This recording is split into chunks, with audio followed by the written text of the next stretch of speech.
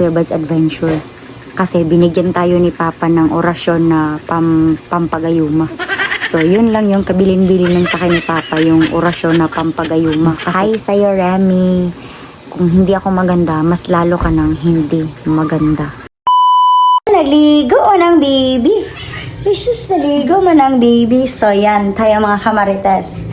So, for today's video ay wala, mag-usap lang tayo mga kamarites. Napagod ako sa kakalaba mga kamarites, kaya nagre-relax muna tayo kasi first day of school tomorrow mga kamarites. So yun yung pag-uusapan natin for today's video mga kamarites ay yung may nag-comment po sa akin mga kamarites. May galit na naman po sa atin mga kamarites. So yun syempre gusto niyang mapansin siya, kaya pansinin natin mga kamarites kasi nagpapapansin siya. Hindi ko lang nakita yung niya comment. Teka lang, hindi ko na makita yung comment niya, parang deleted na. Teka lang, hahanapin ko. So yan, nakita na po natin yung comment niya sa comment section ko mga kamarites. So yan, partida, kakatapos ko lang maglaba. Ikaw na naman ngayon yung lalabhan ko. So yan, sabi niya sa akin, kailan ka gumanda? Kasi nga, nun sa, teka lang, papakita ko muna sa inyo. Ito yung sinabi niya. Shoutout. Siyempre, nagpapapansin siya. So, pansinin natin kasi hindi ko kasi kayo maisa-isa.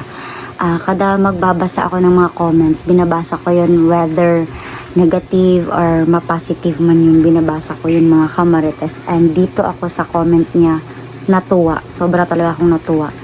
So yun, Ate Remy, maliksi ba yan?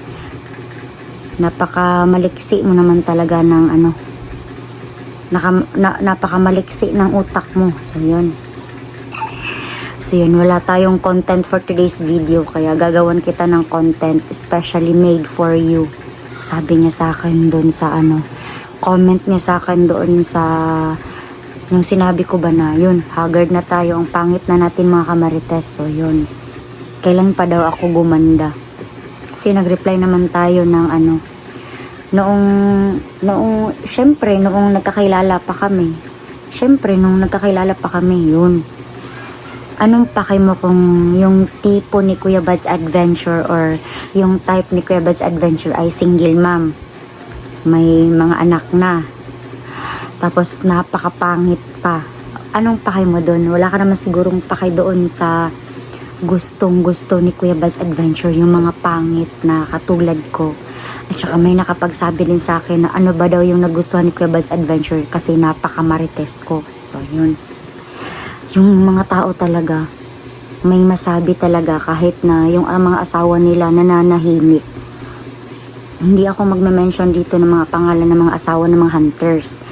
So yun, kahit nga ikaw ay manahimik sa buhay, kahit yung mga asawa lang nila or yung mga hunters lang, yung mga husband lang nila mismo yung nagva-vlog, hindi sila nagva-vlog sa kanilang bahay, pa din, parang may masabi pa din sila. To make the story short,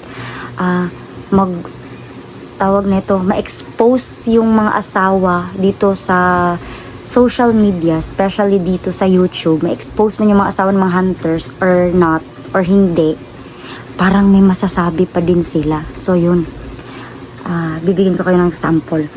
Yung mga asawa ng isang hunter na nanahimik sa buhay, nagsasayaw-sayaw lang, may masasabi pa din, may nababash pa din. Pero ako din ngayon na nagmamarites, nagbibigay ng mga informations, na mga kalokohan, mga ganun, na mga random vlogs, may masabi pa din.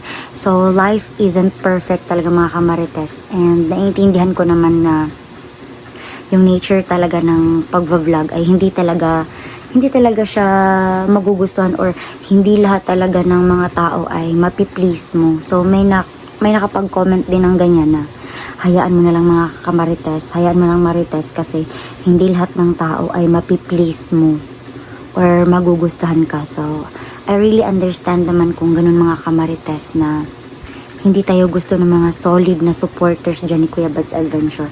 Pero ito yung tanong ko, bakit ka nanonood dito sa video ko? So it means kung nanonood ka, interesado ka sa vlog ko. Kasi nga nakapag-comment ka pa ng ganun. So, sa uulitin ko mga kamarites, yung nagustuhan po sa akin ni Kuya Bad's Adventure ay, syempre, single mom tayo, may mga anak na tayo. Kumbaga ba, may mga experience na tayo sa buhay.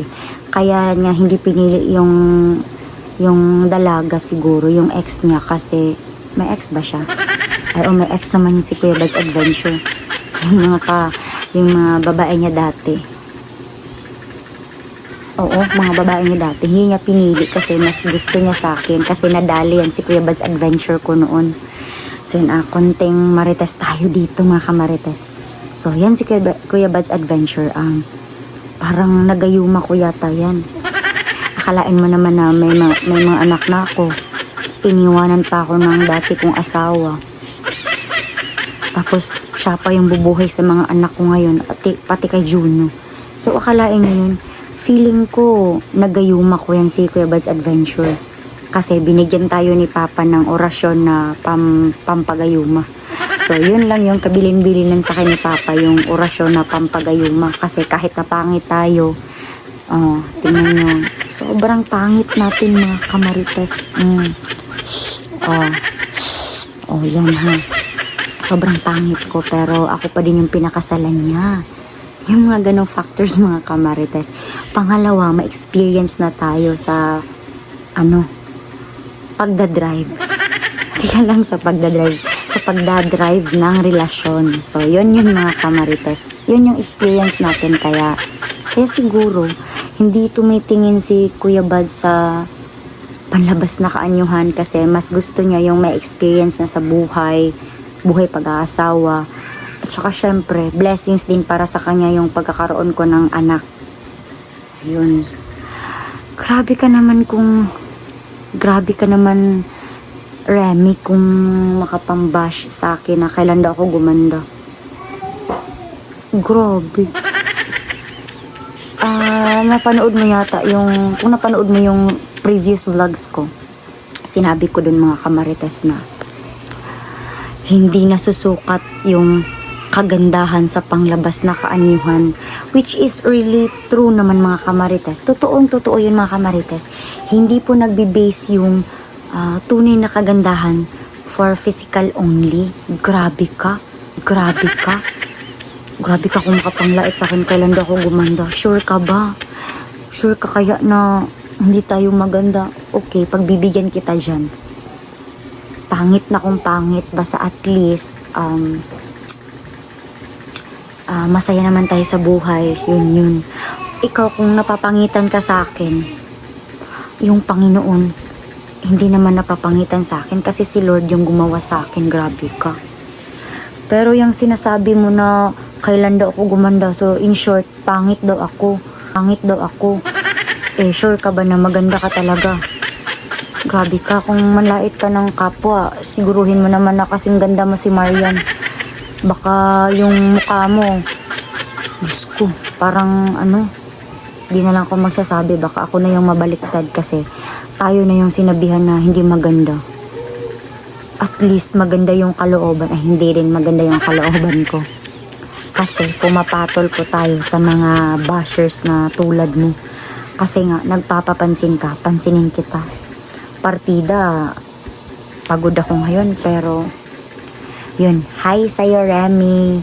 Kung hindi ako maganda, mas lalo ka nang hindi maganda. So, yun lang muna mga kamarites, and have a blessed Sunday to everyone. Oh my God, wala tayong pinipili na araw. Sunday pala ngayon. Mag-send ka dito ng photo mo ha. So, yan, ifa-flash ko yung Facebook ko dito, tapos i-add mo ko. Tapos mag-send ka ng photo mo na maganda ka talaga. So, yun lang muna mga kamarites, and God bless.